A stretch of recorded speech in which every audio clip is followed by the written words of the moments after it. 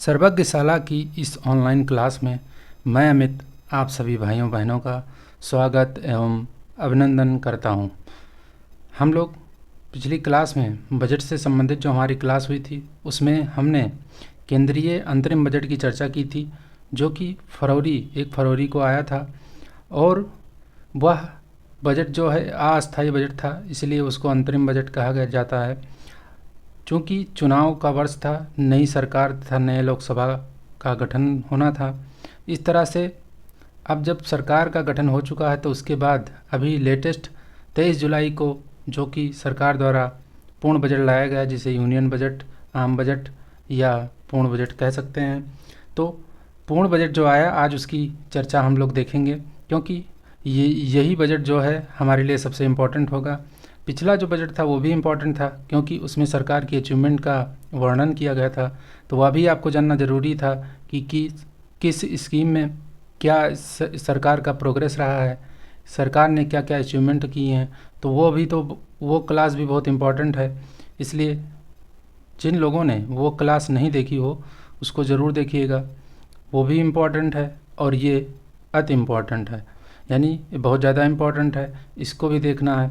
तो आज हम देखते हैं कि जो पूर्ण बजट आया अभी हाल में, उसमें क्या क्या प्रावधान है, कौन कौन सी नई योजनाएं प्रारंभ की गई हैं, बजट का स्ट्रक्चर क्या है, यानी पूरी समग्र जो है चर्चा हम लोग देखेंगे। तो जैसा कि जो यह बजट आया, पूर्ण बजट 24 जुलाई को, इसमें वही बात हुई कि जो आम बजट में जो बातें थीं कि सरकार का जो है 4 मुख्य समूहों यानी 4 मेजर कास्ट कौन कौन सी हैं उन पे ध्यान केंद्रित करना है। तो वह हैं गरीब और महिलाएं हैं, युवा हैं और अन्नदाता यानी किसान हैं। तो इस तरीके से 4 मेजर कास्ट की बात की गई है। सरकार ने कहा है कि देश में 4 मेजर कास्ट हैं। वो कास्ट जो हमारी पारंपरिक और जो पुरानी चली आ रही उन कास्ट के बजाय जो है सरकार ने 4 कास्ट की बात की है। वह है गरीब और महिलाएं, युवा और अन्नदाता यानी किसान।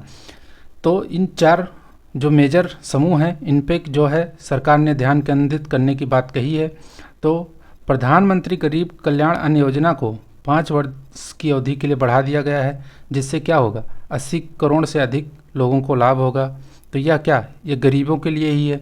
और जो बजट का मुख्य विषय है, इस बजट का जो मुख्य विषय है वह क्या है, विशेष रूप से इसमें जो है रोजगार, कौशल प्रशिक्षण तथा एमएसएमई और मध्यम वर्ग पर ध्यान दिया गया है। अभी हम देखेंगे कैसे मध्यम वर्ग पर ध्यान दिया गया है। रोजगार, कौशल और अन्य अवसरों की सुविधा उपलब्ध कराने के लिए सरकार ने प्रधानमंत्री की 5 योजनाएं और पहलों के पैकेज की घोषणा की है, जिससे क्या होगा कि 5 वर्ष की अवधि में 4.1 करोड़ युवाओं को लाभ होगा। और इसके लिए जो टोटल खर्चा आएगा, केंद्रीय परिव्यय होगा, वह 2 लाख करोड़ रुपए का होगा। और इस वर्ष क्या शिक्षा, रोजगार और कौशल प्रशिक्षण के लिए 1.48 लाख करोड़ रुपए का प्रावधान रखा गया है। जितने भी अमाउंट जो महत्वपूर्ण योजनाओं के लिए या महत्वपूर्ण कार्यक्रमों के लिए रखे गए हैं उनको आपको ध्यान रखना है। वो हर परीक्षा में पूछे जाते हैं और बड़ी परीक्षाओं में तो मिलान वाले प्रश्न की तरह आते हैं, और जो छोटे एग्ज़ाम हैं उनमें डायरेक्ट भी पूछ लिए जाते हैं। तो इस तरह से शिक्षा, रोजगार और कौशल प्रशिक्षण के लिए 1.48 लाख करोड़ रुपए का प्रावधान किया गया बजट में। और बजट की जो प्राथमिकताएं हैं यानी प्रायोरिटीज़ जो हैं बजट की, वो क्या हैं, वो जैसा कि अंतरिम बजट में कहा गया था कि विकसित भारत के लक्ष्य के लिए एक विस्तृत रोड मैप प्रस्तुत करने का वादा किया गया था अंतरिम बजट में। तो उसी के अनुरूप जो है इस बजट में भी क्या 9 प्राथमिकताएं हैं यानी 9 प्रायोरिटीज़ हैं। उन प्रायोरिटीज़ को देखेंगे और उसी प्रायोरिटीज़ के अंदर सारे जो है उपबंध किए गए हैं। तो इसमें जो पहली प्रायोरिटी है वह है कृषि में उत्पादकता और अनुकूलनीयता। अनुकूलनीयता का तात्पर्य है resilience, productivity in resilience in agriculture, productivity and resilience in agriculture. और दूसरा जो है रोजगार और कौशल प्रशिक्षण, एम्प्लॉयमेंट एंड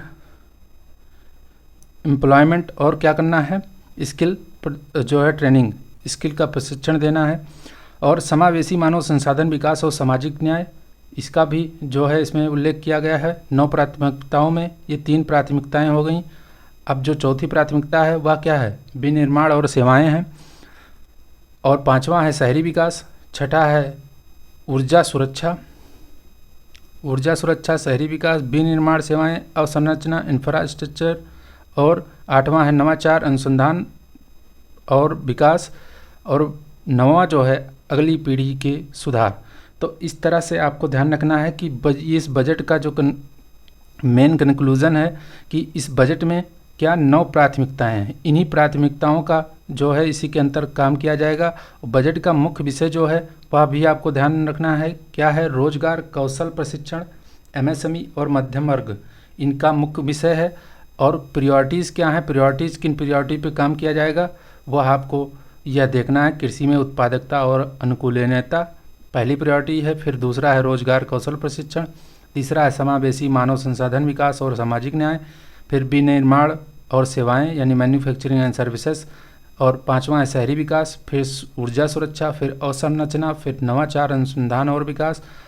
और 9वां है अगली पीढ़ी के सुधार। तो इन्हीं प्रायोरिटीज़ के अंतर्गत सरकार जो है अपनी नीति और अपना कार्यक्रम तय करेगी। तो आगे अब देखते हैं कि पहली प्रायोरिटीज़ क्या है। पहली प्रायोरिटी कृषि में उत्पादकता और अनुकूलता है। तो इसके लिए सरकार ने इसके अंतर्गत क्या क्या काम करने हैं, तो इसमें क्या है, परिवर्तनकारी कृषि अनुसंधान पहला पॉइंट है। और इसके अंतर्गत क्या करना है, उत्पादकता बढ़ाने और तथा जलवायु के अनुकूल किस्मों के विकास पर जोर देने के लिए कृषि अनुसंधान व्यवस्था की व्यापक समीक्षा होगी। और इस चुनौती के रूप में वित्त पोषित किया जाएगा, जिसमें निजी क्षेत्र भी शामिल होंगे। और सरकार से बाहर दोनों क्षेत्रों के विशेषज्ञ ऐसे अनुसंधान का परीक्षण करेंगे। तो पहली प्रायोरिटीज़ में कृषि में उत्पादकता और अनुकूलता कैसे आए, यानी productivity and resilience in agriculture, इसमें किस तरीके का बात होती है। उसमें पहला परिवर्तनकारी कृषि अनुसंधान किया जाएगा। फिर दूसरा जो पॉइंट है उसमें क्या किया जाएगा, नई किस्मों को शुरू किया जाएगा। अब नई किस्में क्या हैं, 32 ऐसी कृषि की संबंधित किस्में हैं। और बागवानी फसलों के लिए क्या है, 109 उच्च पैदावार वाली और जलवायु अनुकूल किस्में जारी की जाएंगी। उच्च पैदावार यानी हाई यील्डिंग वैरायटीज़ जो होंगी और क्या क्लाइमेट के जो है अनुकूल होंगी, वो ऐसी किस्में जारी की जाएंगी। और फिर क्या होगा, प्राकृतिक कृषि को बढ़ावा दिया जाएगा। अगले 2 वर्ष में पूरे देश में 1 करोड़ किसानों को प्राकृतिक कृषि के लिए सहायता दी जाएगी, जिसमें प्रमाण पत्र, ब्रांडिंग व्यवस्था भी शामिल होगी। इसका कार्यान्वयन वैज्ञानिक संस्थाओं और इच्छुक ग्राम पंचायतों के माध्यम से किया जाएगा। फिर क्या होगा, 10,000 आवश्यकता आधारित जैव आदान संसाधन केंद्र स्थापित किए जाएंगे। बायो इनपुट, इनको बोलते हैं बायो इनपुट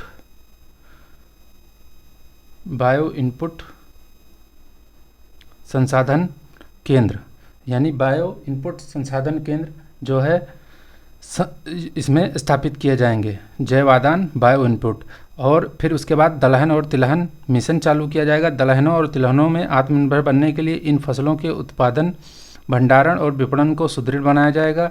जैसा कि अंतरिम बजट में घोषणा की गई थी कि सरसों, मूंगफली, तिल, सोयाबीन और सूरजमुखी जैसी तिलहनों के लिए आत्मनिर्भरता प्राप्त करने हेतु एक कार्यनीति बनाई जा रही है। सब्जी उत्पादन और आपूर्ति श्रृंखला में प्रमुख उपभोक्ता केंद्रों के नज़दीक बड़े पैमाने पर सब्जी उत्पादन क्लस्टर विकसित किए जाएंगे। हम उपज के संग्रहण, भंडारण और विपणन, संग्रह करना, उसका भंडारण और विपणन सहित सब्जी आपूर्ति श्रृंखलाओं के किसान उत्पादक संगठन, यानी इनको बोलते हैं एफपीओ,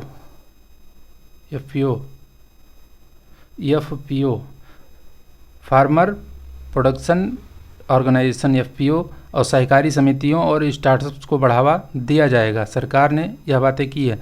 फिर कृषि के लिए डिजिटल सार्वजनिक अवसंरचना का निर्माण किया जाएगा। प्रायोगिक परियोजना की सफलता से उत्साही होकर सरकार 3 वर्षों में किसानों और उनकी ज़मीन को शामिल करने के उद्देश्य से राज्यों के साथ मिलकर कृषि में डिजिटल सार्वजनिक अवसंरचना को लागू करने में सहायता करेगी।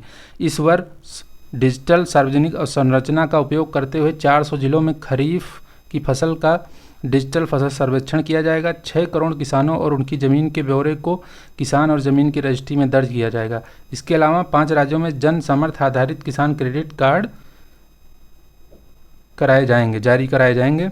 तो इस तरह से कृषि के लिए डिजिटल सार्वजनिक अवसंरचना का भी निर्माण किया जाएगा। झींगा उत्पादन और निर्यात, झींगा ब्रूड स्टॉक्स के लिए न्यूक्लियस ब्रीडिंग केंद्रों का स्थापन किया जाएगा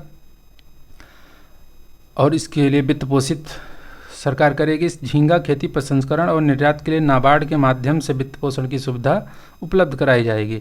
राष्ट्रीय सहकारिता नीति लाने की बात की गई है कि सरकार सहकारी क्षेत्र के प्रणालीगत व्यवस्थित और चौमुखी विकास के लिए राष्ट्रीय सहकारी नीति लाएगी। तो यह भी ध्यान रखना, इस नीति का लक्ष्य ग्रामीण अर्थव्यवस्था के विकास में तेजी लाना और बड़े पैमाने पर रोजगार के अवसरों का सृजन करना होगा। इस वर्ष बजट में जो है कृषि और उस संबद्ध क्षेत्रों के लिए 1.52 लाख करोड़ रुपए का प्रावधान रखा गया है। तो यह भी महत्वपूर्ण टॉपिक मतलब बिंदु है यहाँ पे। फिर दूसरी जो प्राथमिकता है, दूसरा जो प्रायोरिटी है सरकार का, वह क्या है? रोजगार और कौशल प्रशिक्षण। तो रोजगार और कौशल प्रशिक्षण के अंतर्गत रोजगार संबद्ध प्रोत्साहन यानी एम्प्लॉयमेंट जो है लिंक्ड इंसेंटिव के रूप में क्या किया गया है? प्रधानमंत्री पैकेज के भाग के रूप में रोजगार संबद्ध प्रोत्साहन के लिए निम्नलिखित 3 योजनाओं को लागू करेगी। ये ईपीएफओ में नामांकन व पहली बार रोजगार पाने वाले अभिचिन्हित करने तथा कर्मचारियों नियोक्ताओं को सहायता प्रदान करने पर आधारित होगी। अब वह कौन कौन सी योजनाएं हैं? 3 योजनाएं जो प्रधानमंत्री पैकेज के रूप में आई हैं, किससे? रोजगार संबद्ध प्रोत्साहन यानी एम्प्लॉयमेंट लिंक्ड इंसेंटिव के रूप में होंगी ये। और तो इसमें पहली योजना है, इस योजना में क्या होगा? इस योजना में सभी औपचारिक क्षेत्रों में यानी ऑर्गेनाइज्ड या ऑफिशियल क्षेत्रों में जो कामगारों के रूप में होने वाले सभी नवनियुक्त व्यक्तियों को 1 महीने का वेतन दिया जाएगा। यानी क्या होगा कि इसमें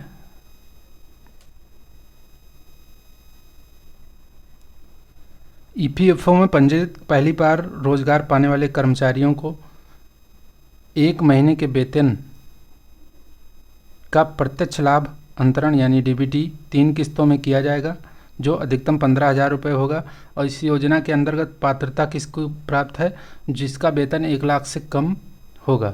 तो इस तरह से इस योजना में 210 लाख युवाओं के लाभान्वित होने की आशा है। यह समझ लीजिए फिर से एक बार, क्या है कि जो औपचारिक क्षेत्र में जो वर्कर्स हैं, काम करने वाले हैं और नवनियुक्त व्यक्ति हैं, उनको 1 महीने का वेतन क्या करेगी? सरकार देगी। और ईपीएफओ में पंजीकृत जो है पहली बार रोजगार पाने वाले कर्मचारियों को 1 महीने के वेतन का जो है डीबीटी के माध्यम से 3 किस्तों में किया जाएगा, जो अधिकतम 15,000 रुपये होगा। इस योजना के अंतर्गत वही लाभार्थी होंगे जिनका वेतन 1 लाख रुपए से कम होगा। अब जो दूसरी योजना है प्रधानमंत्री पैकेज के रूप में, वह है कि इस योजना में क्या है कि विनिर्माण क्षेत्र में यानी मैन्युफैक्चरिंग सेक्टर में अतिरिक्त रोजगार को प्रोत्साहन दिया जाएगा, जो पहली बार रोजगार पाने वालों के रोजगार से जुड़ा है। सीधे कर्मचारी और नियोक्ता दोनों को निर्दिष्ट पैमाने पर रोजगार के पहले 4 वर्षों में ईपीएफओ में उनके अंशदान के संबंध में प्रोत्साहन दिया जाएगा। इस योजना से पहली बार रोजगार पाने वाले लगभग 30 लाख युवा लाभान्वित होंगे। इस तरह से अब जो तीसरी योजना है इसमें प्रधानमंत्री पैकेज के रूप में, उसमें क्या है? नियोक्ताओं को सहायता दी जाएगी, यानी एम्प्लॉयर्स को, जो एम्प्लॉई बनाते हैं यानी एम्प्लॉयर जो एम्प्लॉयमेंट देते हैं उनको एम्प्लॉयर्स बोला जाता है। तो यह एम्प्लॉयर्स के लिए है जो तीसरी योजना है। तो इसमें क्या किया जाएगा कि नियोक्ताओं पर केंद्रित इस योजना में सभी क्षेत्रों में अतिरिक्त रोजगार को शामिल किया जाएगा। 1 लाख रुपये प्रतिमाह के वेतन के भीतर सभी अतिरिक्त रोजगारों की गणना की जाएगी।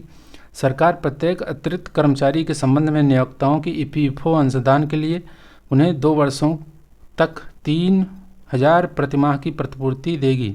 इस योजना से 50 लाख व्यक्तियों को अतिरिक्त रोजगार प्रोत्साहन मिलने की आशा है। इसका तात्पर्य क्या हुआ? जैसे मान लीजिए कोई फर्म है, कोई कंपनी है, उसमें आवश्यक कर्मचारी 100 हैं और अगर उनका बर्डन कम करने के लिए कोई एम्प्लॉयर्स है यानी कंपनी का मालिक है, अगर वह कुछ अतिरिक्त जो है एम्प्लॉई को रखता है, तो उसमें क्या किया जाएगा, जो अतिरिक्त रखेंगे उसके लिए सरकार उनका जो ईपीएफओ में अंशदान होता है पीएफ के रूप में जो कटता है, वह 2 वर्षों तक 3,000 प्रतिमाह के रूप में वह सरकार देगी। तो इस योजना से क्या होगा कि जो एम्प्लॉयर्स हैं उनको मोटिवेशन मिलेगा और अतिरिक्त रोजगार को भी प्रोत्साहन मिलेगा। तो इस योजना का मुख्य उद्देश्य है। फिर है कामगारों में महिलाओं की भागीदारी। सरकार उद्योग के माध्यम से क्या करेगी, कामकाजी महिला डॉक्टर हॉस्टलों और शिशु गृहों की स्थापना करेगी, जिससे क्या होगा, कामगारों में महिलाओं की अधिक भागीदारी को सुविधाजनक बनाया जा सकेगा। फिर है कौशल प्रशिक्षण कार्यक्रम होगा। प्रधानमंत्री पैकेज के अंतर्गत जो चौथी योजना है उसमें क्या है, राज्य सरकारों और उद्योग के सहयोग से कौशल प्रशिक्षण के लिए केंद्र द्वारा प्रायोजित एक नई योजना की घोषणा की गई है। अब इसमें क्या होगा, 5 वर्षों की अवधि में 20 लाख युवाओं को कौशल प्रशिक्षण दिया जाएगा। परिणाम उन्मुख दृष्टिकोण के साथ हब और स्पोक व्यवस्था में 1000 औद्योगिक प्रशिक्षण संस्थानों का उन्नयन किया जाएगा। तो इसमें कौशल प्रशिक्षण दिया जाएगा 5 वर्ष की अवधि में 20 लाख युवाओं को, और इसमें किसका, राज्य सरकार और उद्योग के सहयोग से यह कार्यक्रम चलेगा। कौशल प्रशिक्षण ऋण की भी व्यवस्था की गई है। सरकार संवर्धित निधि की गारंटी के साथ 7.5 लाख रुपए तक की ऋण की सुविधा उपलब्ध कराने के लिए मॉडल कौशल ऋण योजना को संशोधित किया जाएगा। इस उपाय से प्रतिवर्ष 25,000 छात्रों को सहायता मिलने की आशा है। अब शिक्षा ऋण है। शिक्षा ऋण में क्या किया गया है, सरकार की योजनाओं और नीतियों के अधीन किसी लाभ के लिए पात्र नहीं होने वाले हमारे युवाओं की जो है सहायता के लिए घरेलू संस्थाओं में उच्चतर शिक्षा हायर एजुकेशन के लिए 10 लाख रुपए तक की ऋण हेतु एक वित्तीय सहायता करने की घोषणा की गई है। इस उद्देश्य के लिए प्रतिवर्ष 1 लाख विद्यार्थियों को प्रत्यक्ष रूप से ऋण राशि के 3% वार्षिक ब्याज छूट के लिए ई वाउचर दिए जाएंगे। जैसे किसी छात्र ने जो है लोन ले लिया है तो उसका जो ब्याज है वो भुगतान करेगा वह बैंक को, लेकिन वह क्या किया जाएगा, सरकार के माध्यम से 3% जो है ब्याज का वो सरकार उसको एक ई वाउचर देगी, वो ले जाके बैंक में देगा, जिससे उसको छूट प्राप्त हो जाएगी। तो इस तरह की सुविधा भी की गई है। और अब तीसरी प्रायोरिटी है कि समावेशी मानव संसाधन विकास और सामाजिक न्याय, यानी इंक्लूसिव ह्यूमन जो है resource development and social justice, इसकी बात की गई है तीसरे प्रायोरिटी में।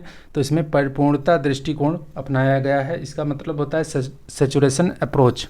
इसका मतलब क्या होता है, सैचुरेशन अप्रोच। हमारी सरकार लोगों को, विशेषकर किसानों, युवाओं, महिलाओं और गरीबों को चहुमुखी, सर्वव्यापी तथा सर्वसमावेशी विकास के लिए प्रतिबद्ध है। समग्र रूप से सामाजिक न्याय प्राप्त करने के लिए शिक्षा और स्वास्थ्य कार्यक्रमों सहित विभिन्न कार्यक्रमों के माध्यम से सभी पात्र लोगों को शामिल करने के लिए परिपूर्णता दृष्टिकोण अपनाया जाएगा।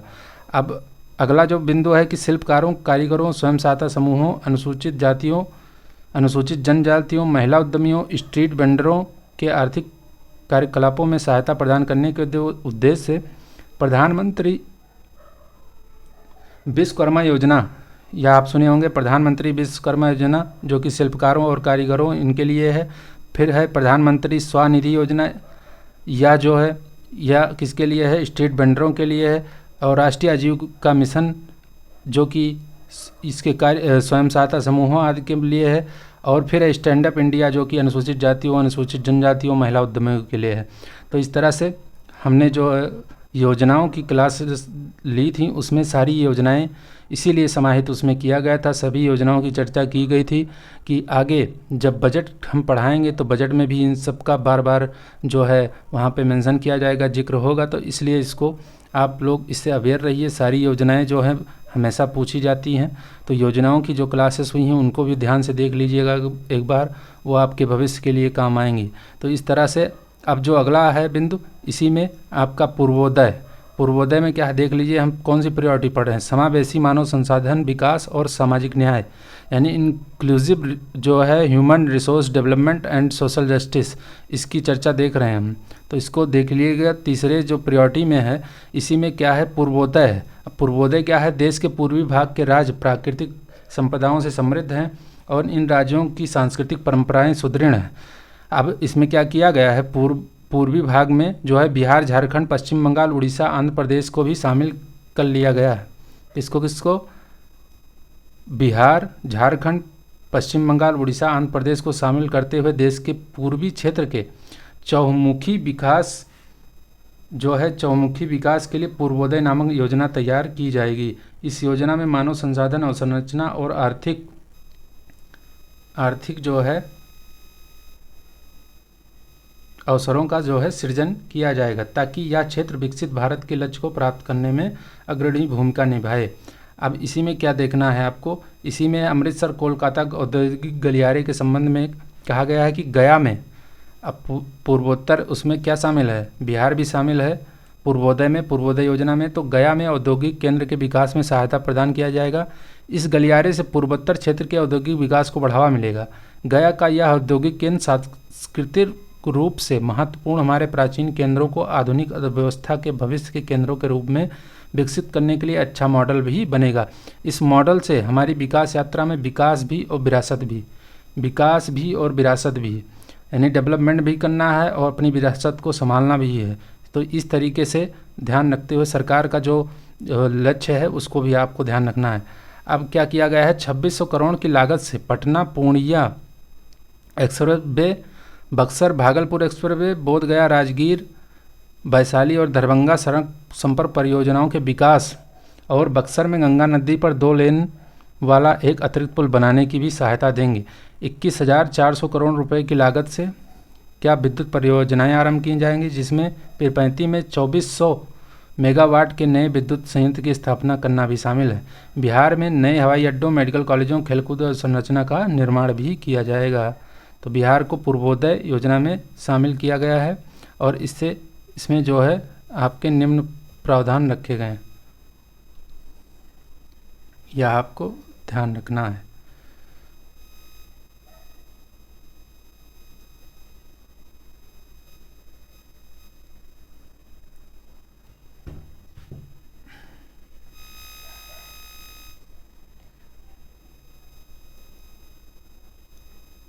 अब हम अगले बिंदु पर आएंगे, क्या, आंध्र प्रदेश पुनर्गठन अधिनियम, जो कि जब आंध्र प्रदेश का विभाजन हुआ था, तेलंगाना और आंध्र प्रदेश अलग अलग बने थे, तो उससे संबंधित यह है।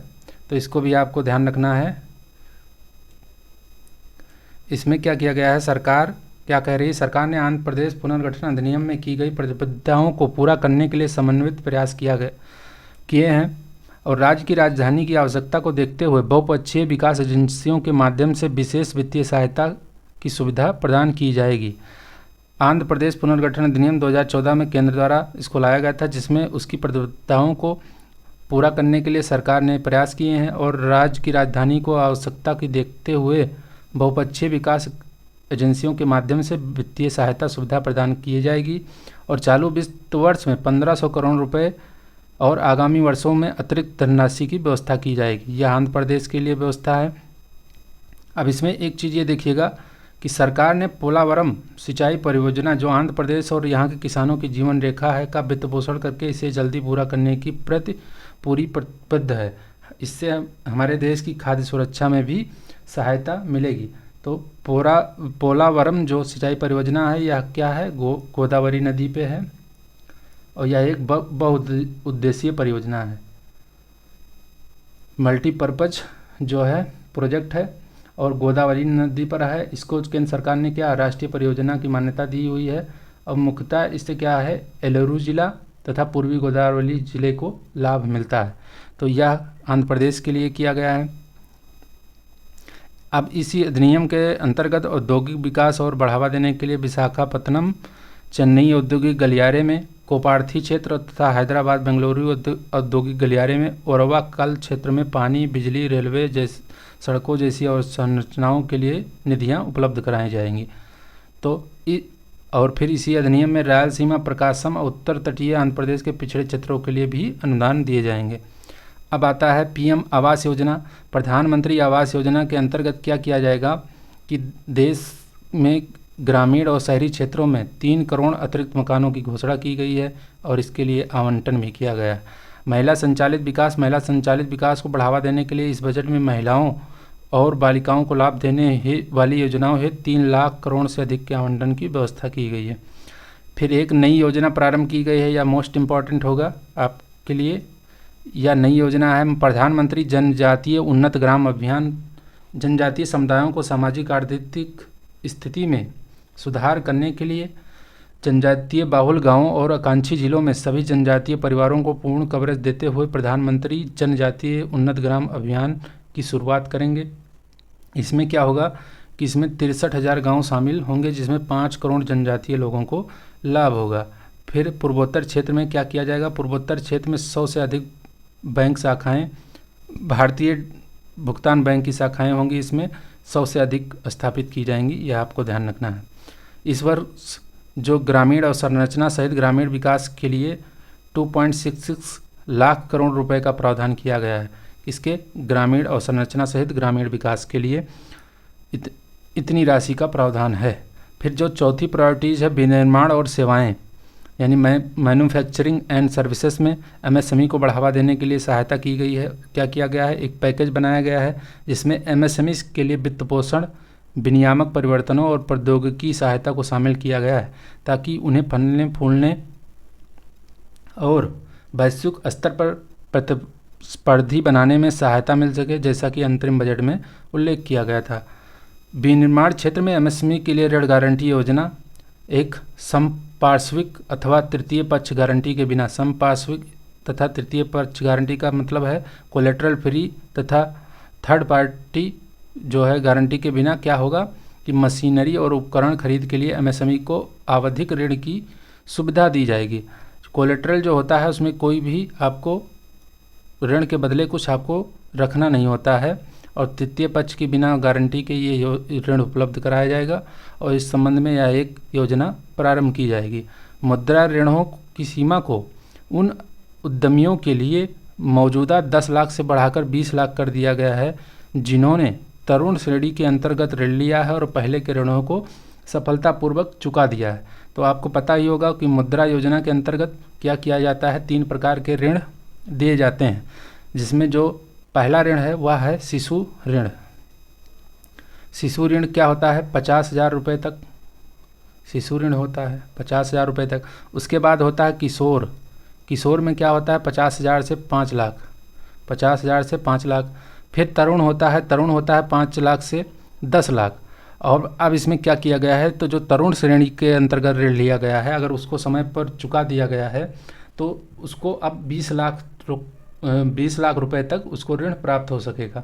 हालांकि जो मुद्रा योजना थी उसमें मैक्सिमम 10 लाख तक का ऋण का प्रावधान था, लेकिन अब यह इस बजट में कर दिया गया है कि जो तरुण श्रेणी के अंतर्गत जो ऋण लिए हैं 10 लाख रुपए, अगर उसको सफलतापूर्वक चुका दिए हैं तो उनको अब 20 लाख रुपए का ऋण दिया जाएगा। यह सारी योजनाएं हम योजनाओं की क्लास में बहुत विस्तृत रूप में देखे हैं।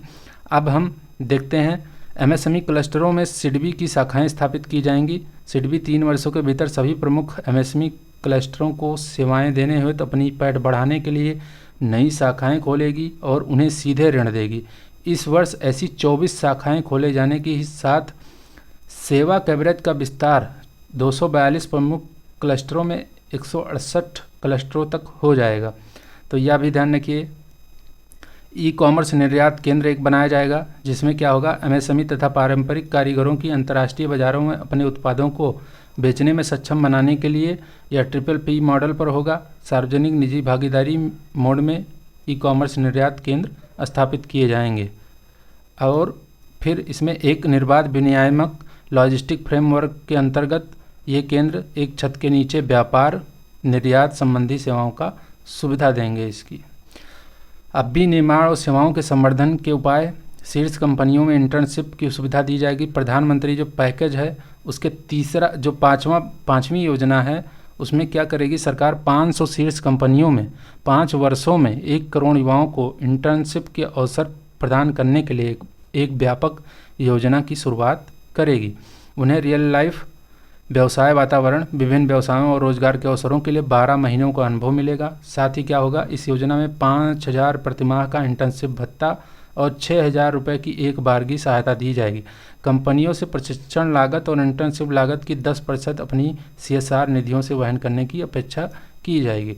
तो इस तरह की व्यवस्था। फिर क्या है, औद्योगिक पार्क की स्थापना की जाएगी, जिसमें जो सरकार नगर आयोजना से संबंधित योजनाओं का बेहतर उपयोग करके राज्यों और निजी क्षेत्र की साझेदारी से 100 शहरों में या उसके आसपास संपूर्ण अवसंरचना के साथ निवेश करने हेतु प्लग एंड प्ले औद्योगिक पार्कों की विकसित करेगी उसको।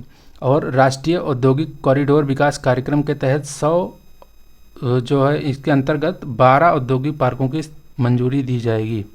तो यह बजट में प्रावधान है। फिर है महत्वपूर्ण खनिज मिशन। महत्वपूर्ण खनिजों के घरेलू उत्पादन और रिसाइकलिंग और विदेशों में महत्वपूर्ण खनिज अस्थियों का अधिग्रहण करने के लिए महत्वपूर्ण खनिज मिशन स्थापित करेंगे। इसके अधिदेश में क्या होगा, प्रौद्योगिकी विकास, कुशल कार्यबल, विस्तारित उत्पादक दायित्व फ्रेमवर्क तथा उपयुक्त वित्तीय तंत्र शामिल होंगे। तो महत्वपूर्ण खनिज मिशन भी प्रारंभ किया जाएगा, यह भी ध्यान रखिए। खनिजों का अपतटीय खनन जो है उसकी नीलामी की जाएगी, यानी जो खनन के लिए अपतटीय ब्लॉक हैं उनका नीलामी होगा। अपतटीय क्या होता है, जो समुद्र के तट से दूर, यानी मतलब समुद्र के तट से दूर यानी समुद्र के अंदर जो है होती है अपतटीय ब्लॉक, उनको वहाँ पे क्या होगा कि उनकी नीलामी की जाएगी। तो इस तरह से ये भी आपको ध्यान रखना है। फिर जो 5वीं प्रायोरिटी है वह है शहरी विकास। अब शहरी विकास में क्या प्रावधान है, शहरी विकास में आपको क्या किया जाएगा, विकास केंद्रों के रूप में शहर की स्थापना होगी, यानी राज्यों के साथ मिलकर केंद्र सरकार विकास केंद्रों के रूप में शहरों को विकसित करने की सुविधा उपलब्ध करा देगी। और आर्थिक आवागमन की योजना तथा नगर आयोजना स्कीमों का उपयोग करके शहरों के आसपास के क्षेत्रों को सुव्यवस्थित तरीके से विकसित किया जाएगा। आवागमन उन्मुखी विकास किया जाएगा, यानी ट्रांजिट उन्मुखी विकास होगा। और इससे क्या होगा कि 30 लाख से अधिक जनसंख्या वाले 14 बड़े शहरों के लिए कार्यान्वयन और वित्तपोषण रणनीति के साथ आवागमन उन्मुखी विकास की योजनाएं तैयार की जाएंगी। और शहरी आवास के लिए प्रधानमंत्री आवास योजना जो शहरी है उसका द्वितीय के अंतर्गत 10 लाख करोड़ के निवेश से 1 करोड़ शहरी गरीब और मध्यम वर्ग के परिवारों को आवास की ज़रूरतों का समाधान किया जाएगा। अगले 5 वर्षों में 2.2 लाख करोड़ की केंद्रीय सहायता शामिल होगी। किफ़ायती दरों पर ऋण सुविधा के लिए ब्याज सब्सिडी के एक प्रावधान की परिकल्पना भी की गई है। जल आपूर्ति और स्वच्छता में राज्य सरकारों और बहुपक्षीय विकास बैंकों की साझेदारी में भरोसेमंद परियोजनाओं के माध्यम से 100 बड़े शहरों के लिए जल आपूर्ति, सीवेज उपचार, ठोस अपशिष्ट प्रबंधन तथा वित्तीय रूप से व्यवहार परियोजनाओं को बढ़ावा देंगे। इस परियोजना में उपचारित जल यानी ट्रीटेड वाटर, प्रयोग सिंचाई तथा आसपास के क्षेत्रों में तालाबों को भरने के लिए भी परिकल्पना की जाएगी। स्ट्रीट मार्केट, स्ट्रीट वेंडर्स, जैसा कि आपको पता है पीएम स्वनिधि योजना, स्ट्रीट वेंडर्स के लिए जीवन परिवर्तन में पीएम स्वनिधि की सफलता के आधार पर सरकार ने अगले 5 वर्षों में प्रत्येक वर्ष चुनिंदा शहरों में 100 साप्ताहिक हाट तथा स्ट्रीट फूड हब के विकास में सहायता के लिए एक योजना की परिकल्पना की है। फिर है स्टाम्प शुल्क। स्टाम्प शुल्क हम सभी के लिए दरों को कम करने तथा महिलाओं द्वारा खरीदी गई संपत्तियों के लिए शुल्कों को और कम करने पर विचार करने हेतु उन राज्यों को प्रोत्साहित करेंगे जिन्होंने अधिक स्टाम्प शुल्क लगाना जारी रखा है।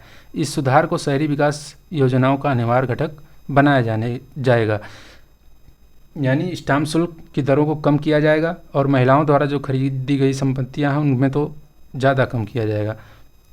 अब जो प्राथमिकता 6 है ऊर्जा सुरक्षा जो है एनर्जी सिक्योरिटी उससे संबंधित है। तो ऊर्जा परिवर्तन की बात है। ऊर्जा परिवर्तन में अंतरिम बजट में सरकार ने उपलब्धता, पहुंच, किफ़ायत के संदर्भ में ऊर्जा सुरक्षा के साथ साथ उच्च तथा अधिक संसाधन कुशल आर्थिक वृद्धि को बनाए रखने के लिए रणनीति की घोषणा की थी। तो सरकार क्या करेगी, समुचित ऊर्जा परिवर्तन पथ के संबंध में एक नीतिगत दस्तावेज तैयार करेगी। अब इसी के तहत ऊर्जा सुरक्षा के तहत एक नई योजना प्रारंभ की गई है। यह बहुत महत्वपूर्ण है, इसको भी याद रखना है आपको, इस पर स्टार लगा लीजिए।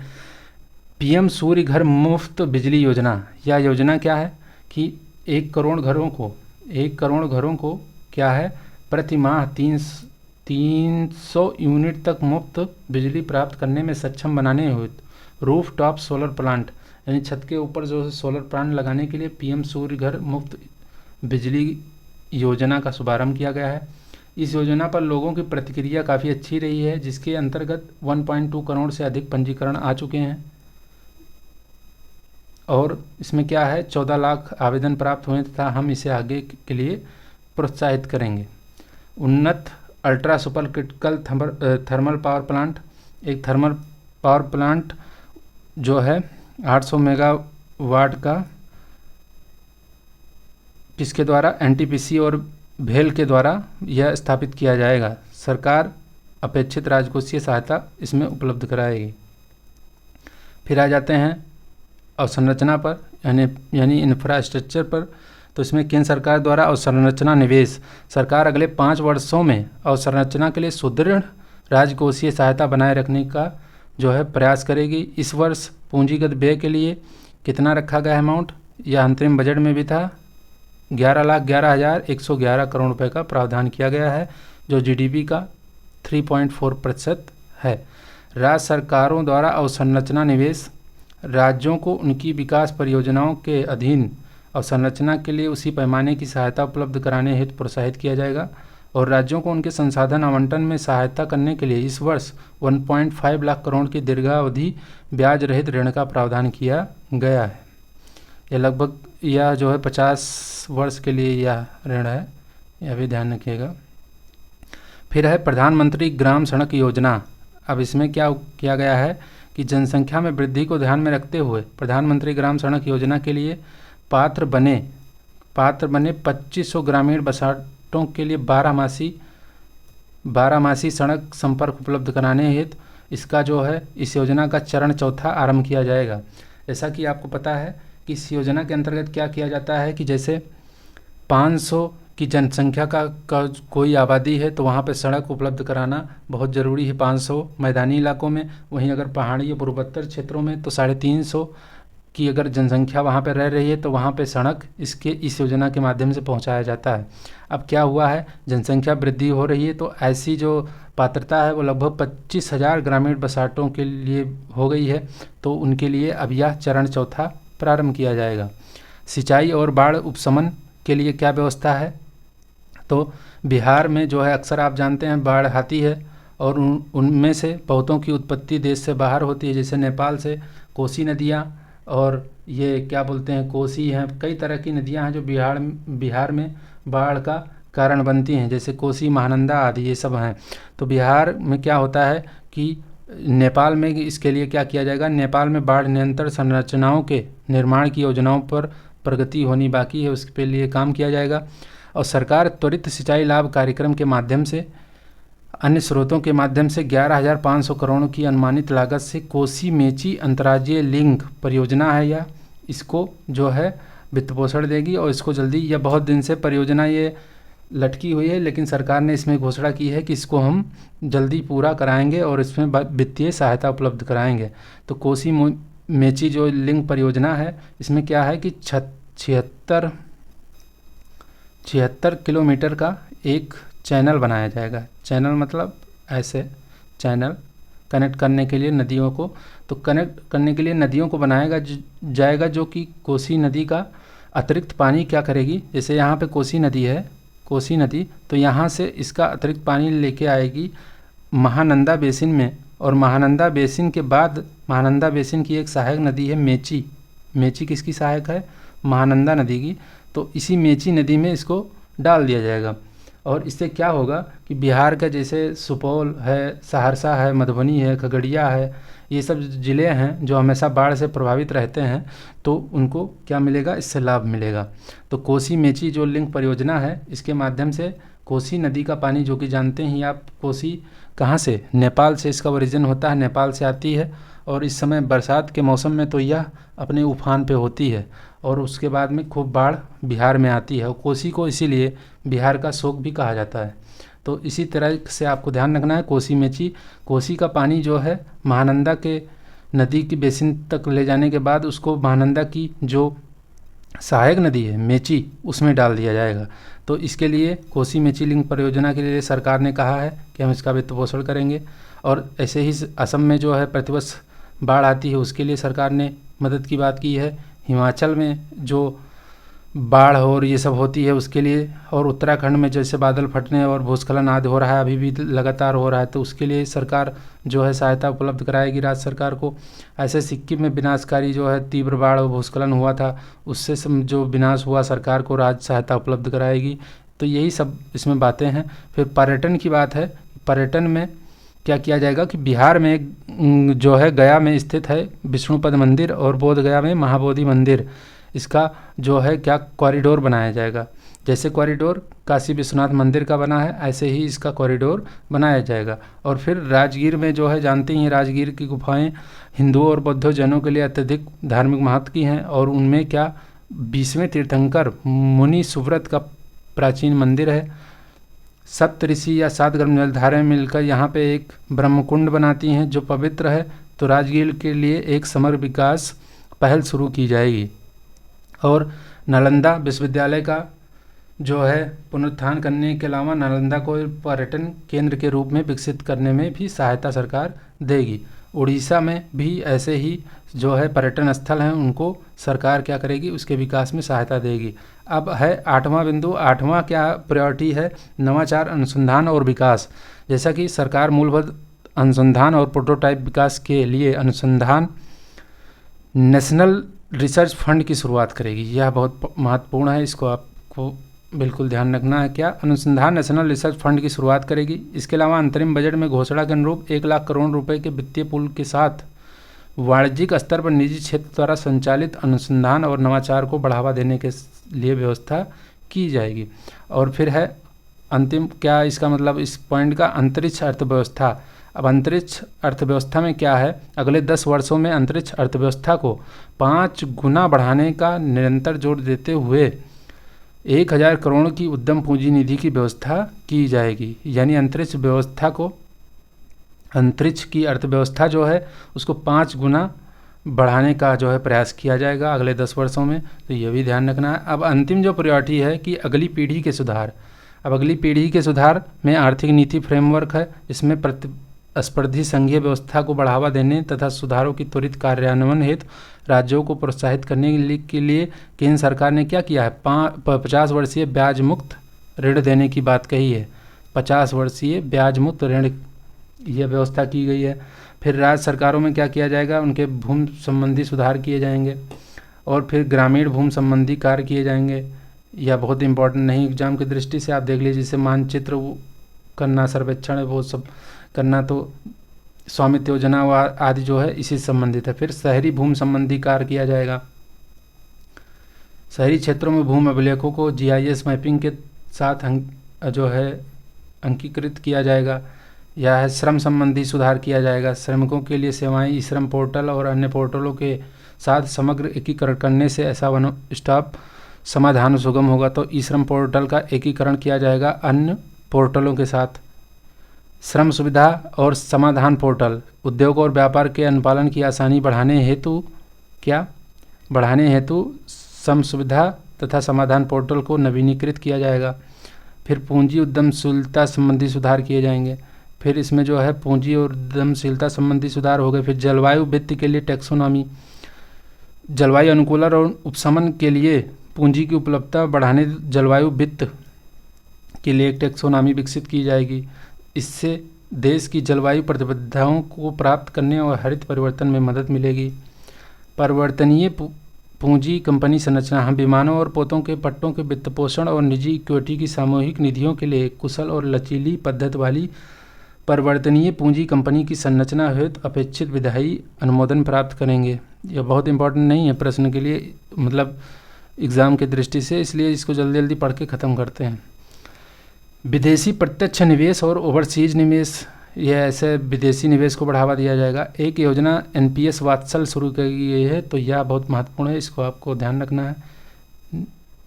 माता पिता और अभिभावकों द्वारा अवयस्क बच्चों के लिए अंशदान हेतु NPS वात्सल योजना नेशनल पेंशन सिस्टम के अंतर्गत ये की गई है वात्सल योजना। तो इसमें क्या किया जाएगा कि माता पिता और अभिभावक बच्चों का जो है अवयस्क बच्चों के लिए क्या करेंगे, अंशदान करेंगे। उसके बाद वह NPS खातों में बदला जाएगा। एक आयु हो जाने के बाद वह NPS खातों में बदला जाएगा।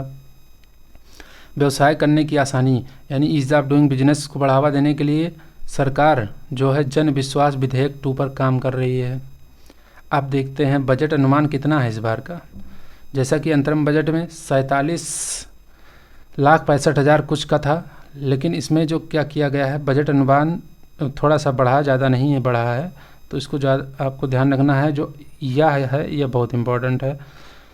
48 लाख.21 ये है आपका बजट अनुमान, यानी बजट इस बार कितना रखा गया है, इतना रखा गया है कुल व्यय। और कुल प्राप्तियां कितनी हैं, प्राप्तियां 32.07 लाख करोड़। तो इस तरह से आप इसका अंदाज़ा लगा सकते हैं कि इसमें कितना घाटा होगा। घाटा आप देख लीजिए, लगभग 16 लाख रुपए का घाटा आ रहा है इसमें। तो सरकार क्या करेगी, जैसा मैं बता चुका हूँ कि सरकार जो होती है वह बजट का निर्धारण कैसे करती है। तो सरकार आय देखकर बजट का निर्धारण नहीं करती, बल्कि व्यय देखकर करती है, क्योंकि सरकार को देश की इतनी बड़ी अर्थव्यवस्था को चलाना है। तो सरकार क्या करती है, अपना व्यय देखती है पहले, और व्यय के अनुसार फिर आय उसकी तय होती है। तो आय क्या, जैसे मान लीजिए आय कम हो रही है तो क्या करेगी, वह व्यय को पूरा करने के लिए वह उधार और अन्य माध्यम अपनाएगी। तो इस तरह से व्यय को देख के सरकार आय को अपने संतुलित करती है। राजकोषीय घाटा जो इस अनुमानित है वह जीडीपी का कितना 4.9% रहने का अनुमान है। राजकोषीय घाटा जो बता चुका हूँ मैं, राजकोषीय घाटा क्या होता है, राजकोषीय घाटे में क्या प्रावधान होता है, तो राजकोषीय घाटा को कैसे निकालते हैं, तो राजकोषीय घाटा क्या होता है,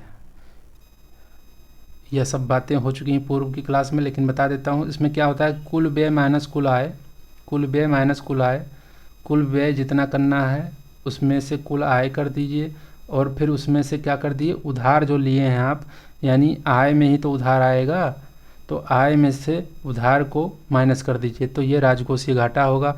तो राजकोषीय घाटा कितना अनुमानित है, 4.9%, इसको आपको ध्यान रखना है।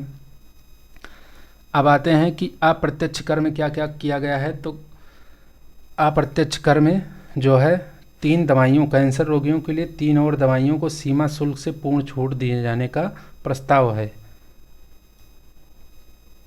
और फिर चरणबद्ध विनिर्माण कार्यक्रम यानी फेज्ड मैन्युफैक्चरिंग प्रोग्राम के अंतर्गत आने वाले चिकित्सीय, जैसे एक्सरे मशीन है, विनिर्माण में इस्तेमाल होने वाले एक्सरे ट्यूब आदि हैं, तो इन्हें स्वदेशी क्षमता में वृद्धि के लिए अनुरूप बनाया जा सकेगा, यह कार्य किया गया है। और फिर मोबाइल फ़ोन जैसे उससे जुड़े पार्ट हैं, उनसे क्या किया गया, पिछले 6 वर्षों के दौरान मोबाइल के घरेलू उत्पादन में 3 गुना वृद्धि और मोबाइल फ़ोन के निर्यात में लगभग 100 गुना वृद्धि होने से भारत का मोबाइल फ़ोन उद्योग परिपक्व हो गया है।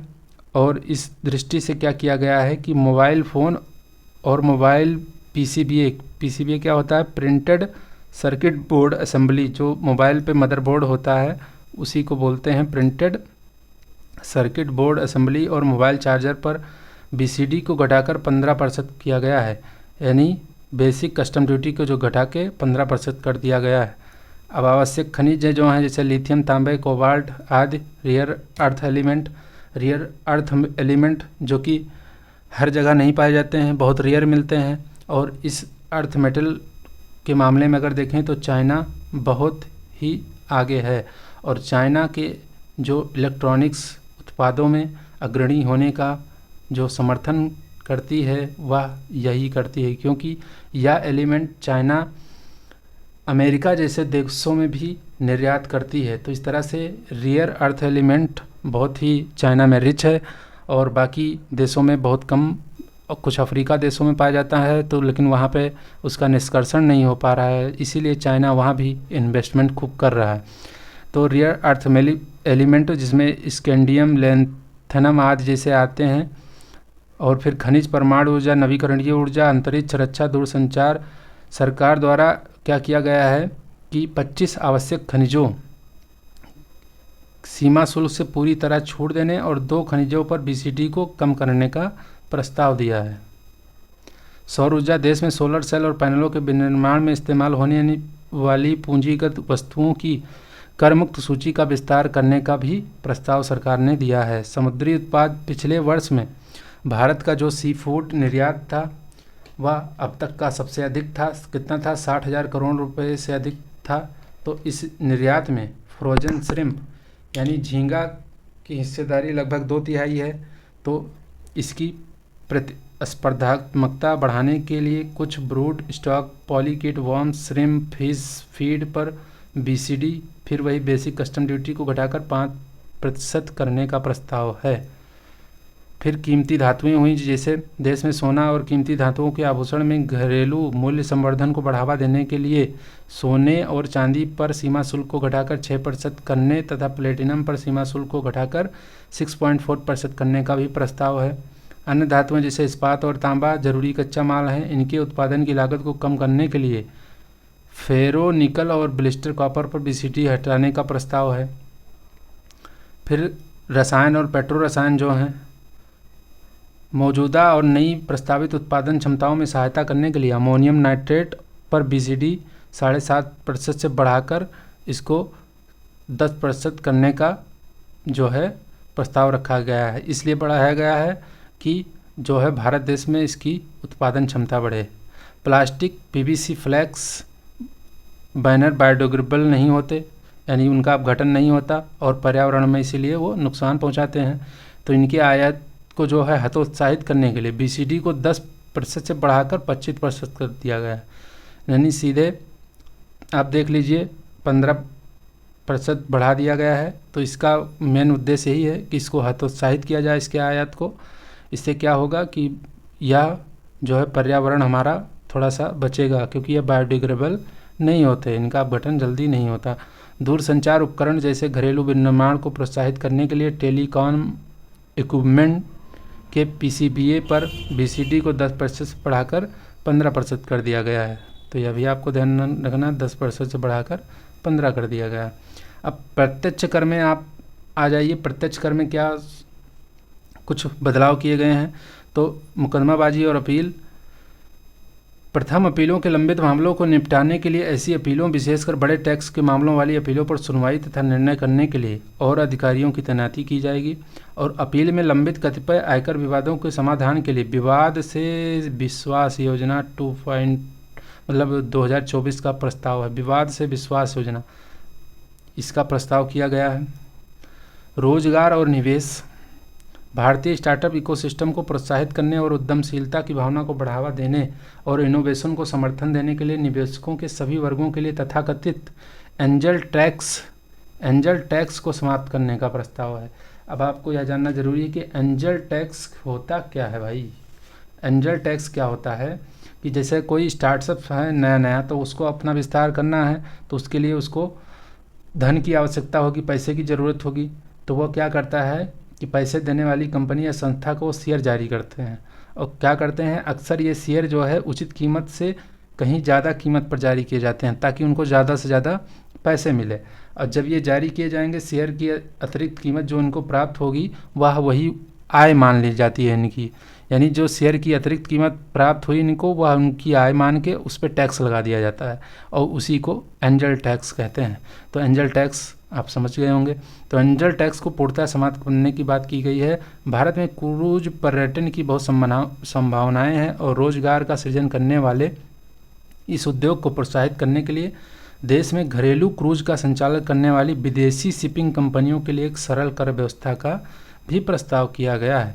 हीरे की कटिंग और पॉलिशिंग का भारतीय उद्योग, जो बड़ी संख्या में कुशल कारीगरों का रोजगार देता है, विश्व में अग्रणी है। इस क्षेत्र को और बढ़ावा देने के लिए देश में अपरिष्कृत हीरा बेचने वाली विदेशी खनन कंपनियों के लिए सेफ हार्बर दरों का प्रावधान किया जाएगा। विकास की आवश्यकताओं के विदेशी पूंजी आकर्षित करने हेतु विदेशी कंपनियों पर कारपोरेट कर को क्या करना है, 40% से घटा के 35% करने का प्रस्ताव किया गया है। विकास की आवश्यकताओं के लिए विदेशी पूंजी आपको आकर्षित करना इसका उद्देश्य है। कारपोरेट कर क्या कर दिया गया है, 40 से घटाकर 35 कर दिया गया है विदेशी कंपनियों के लिए। आप इसमें देख लीजिए, व्यक्तिगत आयकर जो इनकम टैक्स होता है उसके स्लैब में, उसके रिजीम में बदलाव किया गया है। जैसा कि पहले जो यह रिजीम था, इसमें कुछ टर्म एंड कंडीशन है, लेकिन बदलाव तो हुआ है।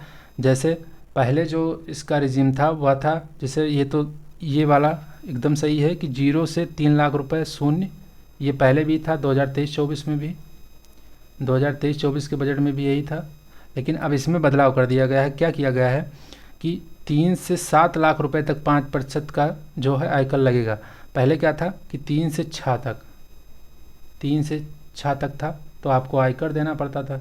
लेकिन अब मान लीजिए आपका 3 से 6.5 है या 7 तक के 7 के नीचे है तो आपको आयकर नहीं देना पड़ेगा। मतलब आयकर कितना, 5%। पहले क्या था कि 3 से 6 तक आयकर देना पड़ता था, अब 3 से 7 कर दिया गया है, तो यह इसमें भी जो है बदलाव हो गया। और फिर इसको बढ़ा के 7 से 10 कर दिया, जो कि पहले 9 से क्या था, 9 से 12 था, यानी 9 से 12 था। एक मिनट भाई, एक मिनट। देखिए पहले भी 0 से 3 पर क्या था, 0 था। फिर उसके बाद में क्या हुआ कि इस बार जो बदलाव हुआ है वो यहाँ से हुआ है। 3 से 7 लाख पर आपका 5% यानी 1 लाख रुपए और इसकी ऊपरी सीमा बढ़ा दी गई। यह पहले 3 से 6 थी 2023 में, ये यहाँ पे 2023-24 का है 3 से 6। उसके बाद ये 7 से 10 जो अभी किया गया है ये क्या था, 6 से 9 था, 6 से 9 था। अब इसमें जो फ़ायदा कहाँ पहुँचेगा वो आप इसको समझिएगा, फ़ायदा कहाँ पहुँचेगा। मान लीजिए आपकी आय कितनी है, 3 से 6 के मध्य है, तब आपका 5% लग रहा है, ठीक। अब मान लीजिए आपके पास आय आपका 3 से ज़्यादा और 7 लाख तक, यानी 6 लाख से ऊपर चली गई। मान लीजिए 7 लाख आय है, 7 लाख आय है, तो पहले क्या होता था, जैसे ही 7 लाख आय होती थी तो वह क्या 10% हो जाता था, क्योंकि 3 से 6 के बीच में 5% था और मतलब 6 से जो है 9 के बीच में, 6 से 9 के बीच में 10% था। तो जैसे ही 6 से बढ़ेगा तो 10% हो जाएगा। लेकिन यहाँ पे अब जो नई कर व्यवस्था है तो 6 से बढ़ा, लेकिन कितना है, 5% है। ऐसे ही यहाँ पे 7 से 10 लाख कर दिया गया है। यही पहले सीमा क्या थी, 6 से 9 थी, 6 से 9 थी। अब मान लीजिए अगर यही होता कि 6 से 9 पर आपका 10%, तो आपको 10% लगता। अगर मान लीजिए आपकी इनकम 10 लाख रुपए हो गई, 10 लाख रुपए हो गई, तो तुरंत जो पुरानी व्यवस्था थी तो आपके ऊपर सीधा कितना हो जाएगा, 15%। तो टैक्स रिजीम में ये बदलाव किया गया है कि पहले जो सीमा थी उसको थोड़ा सा, पहला जो पॉइंट है कि 3 लाख रुपए तक तो कोई कर नहीं देना था, आयकर, वो पहले भी था, लेकिन अब यहाँ पे 3 से 7 कर दिया गया है, जो कि पहले 3 से 6 था। और यहाँ पे क्या था, 6 से 9 था। तो फ़ायदा यहीं आप देखिए कैसे हुआ कि जैसे ही मान लीजिए कि पहले क्या था कि अगर 10 लाख इनकम हो गई, तो 10 लाख इनकम हो गई तो ये सीधे 15% टैक्स चला जाएगा। लेकिन आज अगर 10 लाख इनकम है तो 10%, तो इस तरह से फ़ायदा हुआ है।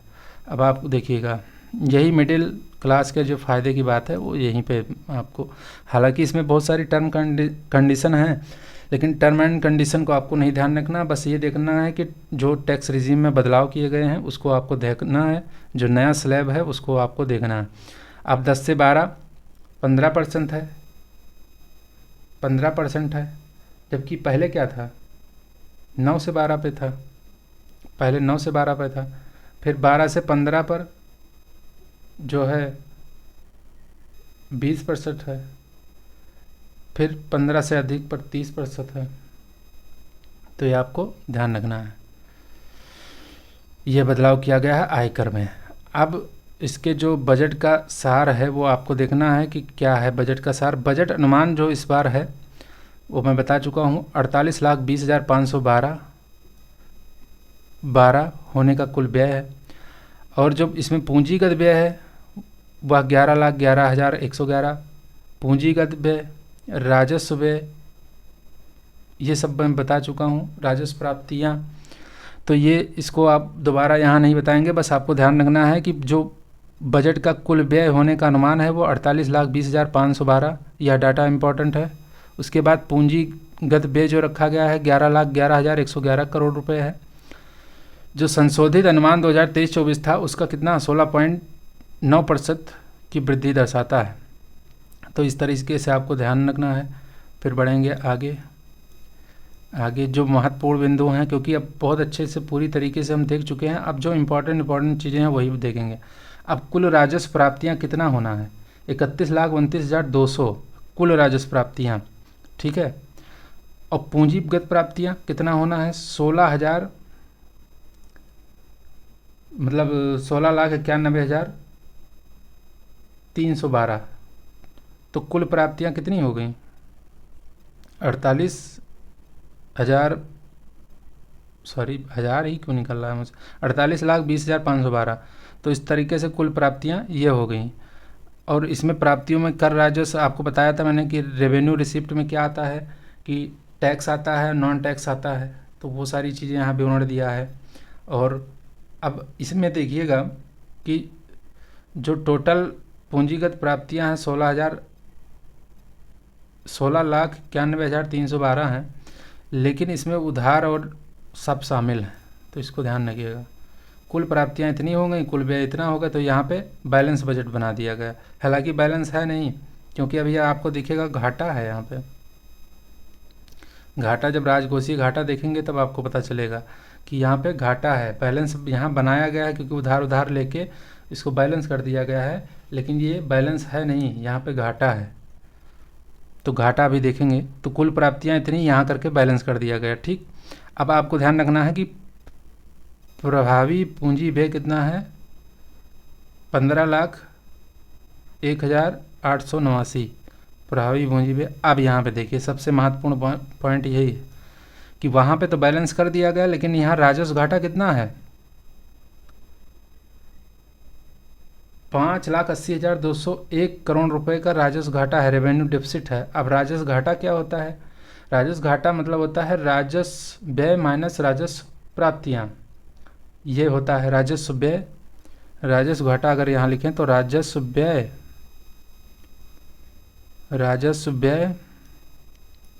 माइनस राजस्व घाटा, राजस्व प्राप्तियाँ, तो ये राजस्व घाटा आ जाएगा।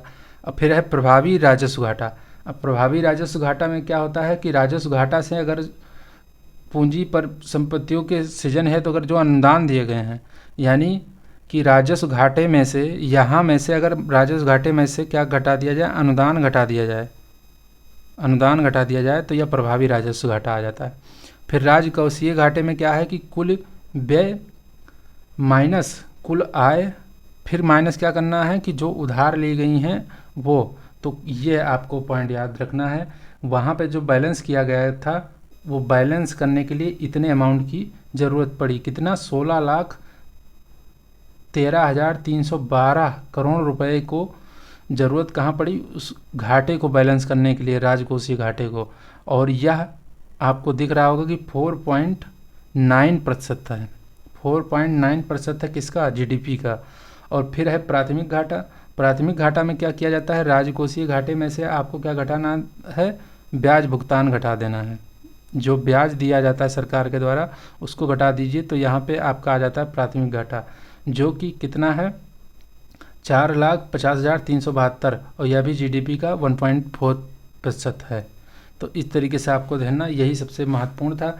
और रुपया कहाँ से आता है यह आपको देखना है। जैसे मान लीजिए 1 रुपया सरकार के पास आ रहा है, तो वह कहाँ से आता है, यहाँ पे छोटा करते हैं थोड़ा सा इसको, रुपया कहाँ से आ रहा है, तो सबसे ज़्यादा कहाँ से आ रहा है, उधार और अन्य देयताएँ, उधार से, ठीक है। फिर उसके बाद कहाँ से आ रहा है, फिर कहाँ से आ रहा है, आयकर से, फिर जो है फिर आ रहा है कहाँ से, गुड एंड सर्विसेज यानी जीएसटी टैक्स से आता आ रहा है, फिर कारपोरेट टैक्स से आ रहा है। तो यह आपको मुख्य 5 बड़ी जो आय के स्रोत हैं उसको ध्यान रखना है, ठीक है। फिर उसके बाद में देखिएगा जाता कहाँ है रुपया, आता है तो जाता भी है, तो जाएगा कहाँ सबसे ज़्यादा, वो आपको देखना है। तो इसमें अगर 1 रुपया आता है या 100% मान लीजिए, तो इसमें क्या 1 रुपया आता है तो सबसे ज़्यादा कहाँ जाएगा भाई, अगर उधार सबसे ज़्यादा लिया जा रहा है तो ब्याज भी तो सबसे ज़्यादा दिया जाएगा, तो ब्याज अदायगी में सबसे ज़्यादा जा रहा है। फिर उसके बाद में जो है कहाँ जा रहा है, 16% ब्याज अदायगी नहीं, सॉरी, करों और शुल्कों में, एक मिनट, ब्याज अदायगी नहीं होगा इसमें, सबसे ज़्यादा यहाँ पे ये है, करों और शुल्कों में राज्यों का हिस्सा। चूँकि कर और जितने शुल्क प्राप्त होते हैं वो वित्त आयोग की सिफारिश के अनुसार अभी वर्तमान में 41% है, तो उसी के अनुसार जो है राज्यों का हिस्सा बांट दिया जाता है। तो हिस्सा जब बांटा जाएगा तो सबसे ज़्यादा अमाउंट वहीं पे जाता है। फिर दूसरे नंबर पर आता है जो ऋण लिया गया है। अब मान लीजिए कि लगभग 15-16 लाख करोड़ रुपए अगर ऋण लिया गया है तो उस पर ब्याज भी जाएगा, तो वो ये होगा। फिर उसके बाद में सब्सिडी वगैरह है, सब्सिडी जो दी जाती है खाद्य और पेट्रोल और इस पे सब पे सब्सिडी। और केंद्रीय क्षेत्र की योजनाएं हैं, केंद्रीय क्षेत्र की योजनाएं इसमें रक्षा आर्थिक पूंजी पर शामिल है। मतलब यानी 16% जो है यहाँ पे सेंट्रल सेक्टर स्कीम के द्वारा जो है उसमें दी जाती है। फिर ऐसे 3-4 आपको याद रखने हैं, मतलब 5 अगर याद रख लीजिए बड़े बड़े जो अमाउंट हैं। तो सबसे बड़ा कहाँ जाएगा, करों और शुल्कों में राज्यों का हिस्सा, दूसरा ब्याज अदायगी, तीसरा केंद्रीय क्षेत्र की योजनाओं में जाएगा।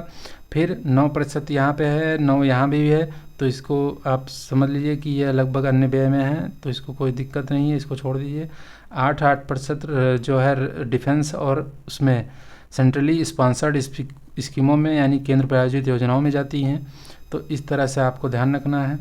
राजकोषीय घाटा, ये चारों घाटे मैंने बता दिए। राजकोषीय घाटा कितना है, 16,13,312, जो कि जीडीपी का 4.9% है। राजकोषीय घाटा निकालते कैसे हैं, कुल व्यय माइनस कुल आय, और उसमें से जो उधार ली गई है उसको भी माइनस कर देना है। और फिर राजस्व घाटा है 5,80,201 का, जो कि जीडीपी का 1.8% है। और राजस्व घाटा कैसे निकालते हैं, राजस्व घाटे में क्या किया जाता है, राजस्व व्यय और राजस्व प्राप्तियाँ घटा दी जाती हैं। राजस्व व्यय में से राजस्व प्राप्तियाँ, यानी इसमें पूंजीगत व्यय, पूंजीगत जो है आय शामिल नहीं होती। तो राजस्व घाटे में राजस्व प्राप्तियाँ जो है उसको राजस्व व्यय में से घटा देंगे तो यह निकल के आ जाएगी, जो कि 1.8% है। और प्रभावी राजस्व घाटा, प्रभावी राजस्व घाटा में से क्या होता है, इसमें राजस्व घाटे में से आपको जो अनुदान दिया गया है सरकार द्वारा उसको घटा देना है, तो प्रभावी राजस्व घाटा आ जाता है। फिर उसके बाद में प्राथमिक घाटा, प्राथमिक घाटा कैसे निकालते हैं कि राजकोषीय घाटा में से ब्याज भुगतान को निकाल देंगे तो प्राथमिक घाटा आ जाएगा। ठीक, तो इस तरीके से आपको याद रखना है। ये जो घाटे हैं बहुत महत्वपूर्ण हैं, हर एग्ज़ाम में आते हैं। अब ऋण प्राप्तियाँ कहाँ से होगी, बस इसको इसमें जितने डाटा हैं वो आपको याद नहीं रखने, बस यह याद रखना है कि बाजार उधार, सरकारी गवर्नमेंट सिक्योरिटी के द्वारा, टी बिल के द्वारा यानी ट्रेजरी बिल के द्वारा, अलबचतों की तुलना में प्रतिभूतियाँ, राज्य भविष्य निधियों के माध्यम से, अन्य प्राप्तियाँ जैसे आंतरिक ऋण और बाह्य ऋण के माध्यम से, नगद शेष में आहरण द्वारा कमी, ये ऋण प्राप्तियाँ हैं। यानी जो आपको डेट रिसिप्ट करना है कितना, 14,72,915 रुपये कहाँ से करने हैं, ये आपको ये दिया हुआ है कि कहाँ कहाँ से सरकार इसको करेगी। और उसके बाद में कितना आ जाता है, टोटल 16,13,312 ऐसा ग्रांड टोटल जो क्या है ऋण प्राप्तियाँ, राजकोषीय घाटा। घाटे की प्रवृत्तियाँ देख लीजिए एक बार, ये कोई बहुत महत्वपूर्ण नहीं है, बस इस वर्ष का याद रखना है 4.9 और पिछले वर्ष का याद रखना है 5.6। यह क्या है, यह राजकोषीय घाटा है, इसको ध्यान रखना है। उसके बाद में यह जो है राजस्व घाटा है 1.8, पिछले का 2.6। फिर उसके बाद में यह इफेक्टिव प्रभावी राजस्व घाटा है 0.6, और फिर यह प्राथमिक घाटा है 1.4। तो इसको भी ध्यान रखिएगा, बता चुका हूँ पहले भी इसको कोई। अब घाटे का वित्त पोषण कैसे किया, सोर्स ऑफ डेफिसिट फाइनेंसिंग ये दिया हुआ है कि कैसे किया जाएगा। तो इसमें दिया हुआ है कि शॉर्ट टर्म बारोइंग की जाएगी, सिक्योरिटी जारी की जाएगी, यही सब है। तो ये भी इम्पोर्टेंट उतना नहीं बता चुका हूँ। अब राजस्व प्राप्तियाँ इसमें देख लीजिए, निगम कर ये सब दिया हुआ है, इतना इम्पोर्टेंट कुछ भी नहीं है ये। कर प्राप्तियों का रुझान ऐसे देख लीजिए कैसे है। केंद्र की निवल प्राप्तियाँ बता चुका हूँ, कोई इम्पोर्टेंट नहीं है। अब इसमें एक चीज़ देख लीजिए, केंद्र का व्यय जो कि सेंट्रल सेक्टर स्कीम में बताया था, सेंट्रल सेक्टर स्कीम में कितना है 15,16,176 करोड़ रुपए। और वित्त आयोग का अनुदान जो दिया जाएगा वित्त आयोग की अनुशंसा पर वो ये है, ठीक है। पूंजीगत व्यय ये तो कई बार बता चुके हैं, 11,11,111 करोड़ रुपए सब हो चुका है। व्यय की संरचना दी हुई है इसमें, हालांकि चर्चा हो चुकी है, अब इसमें कोई इम्पोर्टेंट चीज़ नहीं। अब यहाँ से थोड़ा सा इम्पोर्टेंट चीज़ें हैं कि एक्सपेंडिचर मेजर आइटम में कहाँ कहाँ पे किया जाएगा, वो आपको ध्यान रखना है। अब जो जो ध्यान रखना है बस वही मैं बताऊँगा। देखिए, रक्षा में ध्यान रखना है, रक्षा में कितना है, 4,54,773। फिर उसके बाद में आपको सब्सिडी का यहाँ टोटल नहीं दिया है, लेकिन यहाँ पे खाद्य और कृषि संबंध कार्यकलाप का ध्यान रख लीजिएगा। और उसके बाद क्या ध्यान रखिएगा, शिक्षा पे कितना है, 1,25,638 करोड़ रुपए का प्रावधान किया गया है शिक्षा पे। तो जो इम्पोर्टेंट है मैं वही बता रहा हूँ, उसको आपको ध्यान रखना है। फिर स्वास्थ्य पे कितना है, 89,287 करोड़ रुपए। फिर उसके बाद ग्रामीण विकास हेतु यह 2,65,808 करोड़ रुपए। जो इम्पोर्टेंट है बस वही चर्चा करेंगे यहाँ पे। शहरी विकास हेतु 82,577 करोड़ रुपए। कुछ योजनाओं पे जो रखा गया है वो देख लीजिए एक बार। जैसे राष्ट्रीय आयुष मिशन पर 1,200 करोड़ रुपए का प्रावधान किया गया है। समग्र शिक्षा पर 37,500, और पीएम पोषण योजना जो आई थी 12,467, जिसमें मिड डे मील वगैरह इसी के अंतर्गत संचालित होती हैं, तो 12,467 करोड़ रुपए इस पर रखे गए हैं। और पीएम श्री जो स्कूल बन रहे हैं उसके लिए 6,050 करोड़ रुपए का प्रावधान किया गया है। और प्रधानमंत्री मत्स्य संपदा योजना के लिए 2352 यह ध्यान रखना है। उसके बाद में आयुष्मान भारत जन आरोग्य पीएमजे योजना के लिए आप देख लीजिए 7300 करोड़ रुपए। और उसके बाद आयुष्मान भारत स्वास्थ्य अवसंरचना मिशन के लिए 3200 करोड़ रुपए। फटाफट देख लेते हैं। प्रधानमंत्री आवास योजना शहरी के लिए जो रखा गया है वो क्या है, 30,171 करोड़ रुपए। अब उसके बाद में यहाँ पे कुछ और योजनाएं हैं जो बहुत महत्वपूर्ण है। 8,000 रुपये रखा गया है किसके लिए, अटल पुनर्जीवन और शहरी सुधार मिशन के लिए, अमृत बोलते हैं इसको। स्मार्ट सिटी मिशन के लिए 2,400 करोड़ रुपए। और उसके बाद में फिर स्वच्छ भारत मिशन शहरी के लिए 5,000 करोड़ रुपए। और उसके बाद में पीएम ई बस सेवा इलेक्ट्रिक बस के संचालन के लिए 1,300 करोड़ रुपए। प्रधानमंत्री कृषि सिंचाई योजना के लिए 9,339 करोड़ रुपए। और फिर है आपका जल जीवन मिशन के लिए 70,163 करोड़ रुपए। अच्छा अमाउंट है। और सबसे जो महत्वपूर्ण है वह है यह 86,000 करोड़ रुपए नरेगा के लिए। फिर उसके बाद में प्रधानमंत्री ग्राम सड़क योजना, इसके लिए 19,000 करोड़ रुपए। और उसके बाद प्रधानमंत्री आवास योजना ग्रामीण के लिए 54,500 करोड़ रुपए। जो इम्पोर्टेंट है बस उसी को बताएंगे, आपको उसी को ध्यान रखना है, उससे ज़्यादा कुछ नहीं याद रखना है। सक्षम आंगनबाड़ी पोषण 2 के लिए 21,200 करोड़ रुपए हैं। और उसके बाद में थोड़ा सा और जूम कर देता हूँ इसको, प्रधानमंत्री किसान सम्मान निधि के लिए ये है 60,000 करोड़ रुपए। काफ़ी ह्यूज अमाउंट है। प्रधानमंत्री आय संरक्षण योजना पीएम आशा के लिए 6,438 करोड़ रुपए का प्रावधान। प्रधानमंत्री गरीब कल्याण अन्न योजना जो फ्री में राशन वगैरह सब दिए जा रहे हैं उसके लिए क्या है, 2,05,250 करोड़ रुपए। ये भी काफ़ी ज़्यादा अमाउंट है। इस तरह से अब जो महत्वपूर्ण था, प्रधानमंत्री स्वास्थ्य सुरक्षा योजना के लिए भी ध्यान रख लीजिएगा 2,200 करोड़ रुपए। फिर उसके बाद में अटल भूजल योजना के लिए है आपका 1,778 करोड़ रुपए। और फिर ध्यान रख लीजिएगा आप पीएम विश्वकर्मा योजना बहुत महत्वपूर्ण है यह। और उसके बाद में कुसुम योजना, पीएम कुसुम योजना जो कि सौर ऊर्जा से संबंधित ये भी है। किसान ऊर्जा सुरक्षा एवं उत्थान महाअभियान, इसका भी ध्यान रख लीजिए 1996। और पीएम जो नई योजना आई है सबसे इम्पोर्टेंट यह देख लीजिएगा, नई योजना जो आई है 6250 करोड़ रुपए का प्रावधान पीएम सूर्य घर मुफ्त बिजली योजना के लिए किया गया है। तो यह सबसे ज़्यादा महत्वपूर्ण होगा। और बस आपको बस इतना ध्यान रखना है। फिर एक थोड़ा सा ये बजट साइज आप मतलब इसको इन्फोग्राफ्स में देख लीजिए। बजट साइज कितना है, 48.21 लाख करोड़ रुपए का है। इसमें क्या क्या प्रावधान है, कहाँ जाएगा पैसा, ये सब दिया है, मैं बता चुका हूँ, इसको अब चर्चा नहीं करेंगे। थोड़ा सा इन्फोग्राफ्स पे जाएंगे। इन्फोग्राफ्स पे मैंने बताया कि फिर से आपका रिवीजन होगा। विकसित भारत के लिए लक्ष्य का जो रोड मैप है कि 4 मुख्य जातियां यानी 4 कास्ट इन इंडिया बताया गया है, जिसमें महिलाएं हैं, गरीब हैं, युवा हैं, अन्नदाता हैं यानी किसान हैं। तो 4 कास्ट की बात की गई है। बजट का मुख्य विषय आपको रोजगार, कौशल प्रशिक्षण, एमएसएमई, मध्यम वर्ग मुख्य विषय ये है।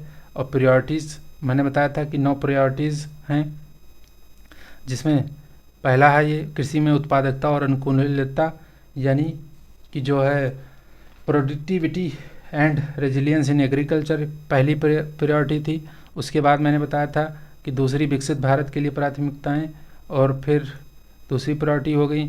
फिर तीसरी विकसित भारत के लिए मतलब दूसरी प्रायोरिटी में आप ये देखिएगा पीएम पैकेज के लिए 3 योजनाएं, रोजगार और कौशल प्रशिक्षण, ये दूसरी प्रायोरिटी थी।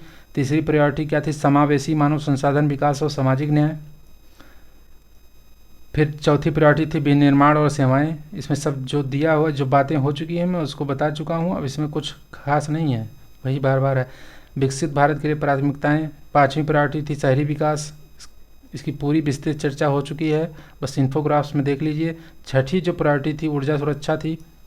फिर सातवीं प्रायोरिटी क्या है? सातवीं प्रायोरिटी है अवसंरचना यानी इंफ्रास्ट्रक्चर, जिसमें पूंजीगत व्यय में ये प्रावधान है 11,11,000। ये अमाउंट याद रखिएगा, ये अमाउंट बहुत इंपॉर्टेंट है।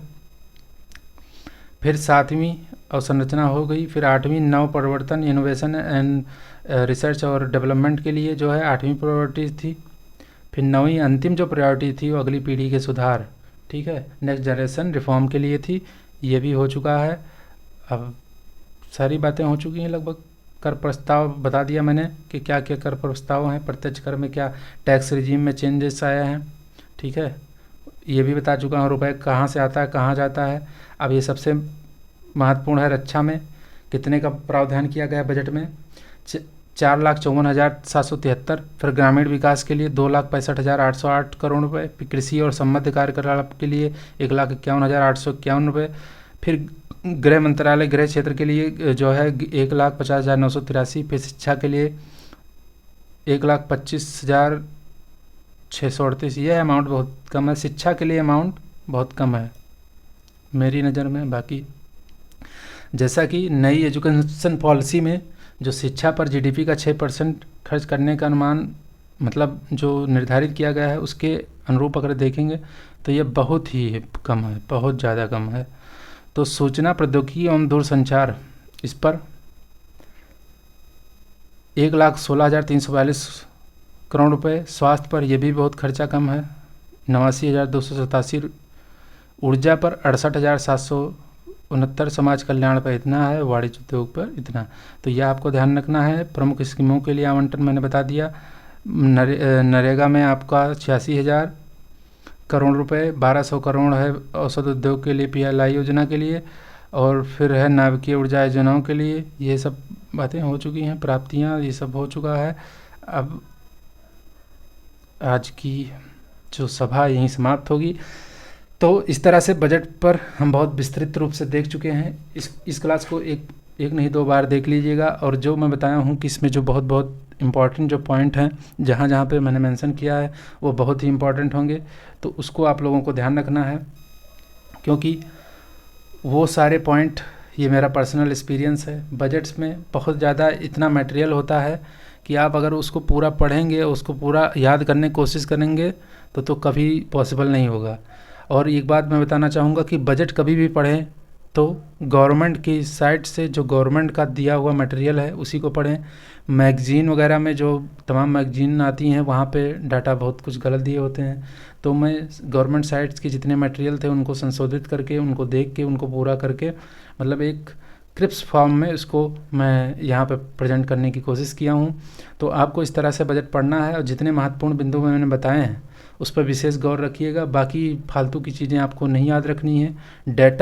डेटा भी महत्वपूर्ण है, लेकिन डेटा जो महत्वपूर्ण है वही बताया हूँ, तो उसको आप ध्यान रखिएगा।